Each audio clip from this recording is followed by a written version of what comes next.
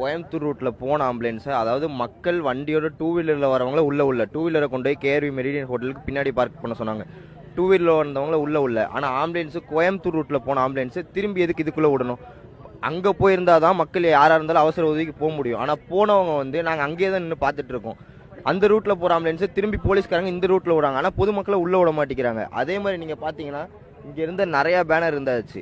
இதே தாங்கச்சிக்காரன் தாயாரையுமே பேனர் கிழிக்க மாட்டான். ஆனால் பேனர் கிழிஞ்சிருக்கு. நிறைய பேத்துக்கு கூட வந்தவங்களுக்கு என் கூட வந்த பசங்களுக்கு நிறைய பேத்துக்கு சட்டையில கத்தியை வச்சு கிழிச்சிருக்காங்க. கத்தியை வச்சு கிழிக்கிற அளவுக்கு என்ன சூழ்நிலை உண்டாச்சு? எதுவுமே ஆகல. இந்த மாதிரி பல விஷயம் நடந்திருக்கு. உண்மை தெரியாமல் யாருமே பேசுகிறாங்க. நாங்கள் ஆம்புலன்ஸ்காரன் டைரெக்டாக கூப்பிட்டு விசாரிக்கிறோம். அவங்க எடுத்தது 25 to 30 கேஸ் தான் மொத்தமாக எடுத்திருக்கேன் அப்படிங்கிறாங்க. மொத்தமே 4 பேர் தான் இறந்தும் போயிருக்காங்க. ஆனால் இத்தனை பேர் திடீர்னு எங்கே இறந்து போனாங்கன்னு யாருக்குமே தெரியல. அதெல்லாம் உள்ள நிறைய விஷயம் நடக்குது. இது யாருமே பொதுமக்களுக்கு தெரியும். பொதுமக்களுக்கு தெரியாம நிறைய பேச ஆரம்பிச்சிடுறாங்க. முதல்ல உண்மை என்னன்னு வெளியே கொண்டு வர சொல்லுங்க. ஏன்னா உண்மை வெளியே வராமே நிறைய பேர் பேசிக்கிட்டு இருக்காங்க. நீங்களே பாக்குறீங்க, நிறைய பேத்துக்கு கிழிச்சிருக்காங்க, நிறைய பேர்த்த போட்டு மிதிச்சிருக்காங்க.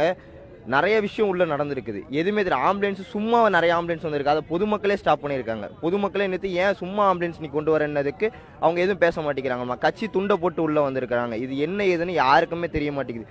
இதை முதல்ல கொண்டு வாங்க வெளியே. ஏன்னா வெளியே கொண்டு வராமல் பொதுமக்கள் நிறைய பேர் இது உண்மைன்னு நம்பிக்கிட்டு இருக்காங்க. அதனால இதை முதல்ல வெளியே கொண்டு வர சொல்ற காவல்துறைக்கு சரியான விசாரணை நீங்க எடுத்து என்ன பண்ண முடியுமோ அதை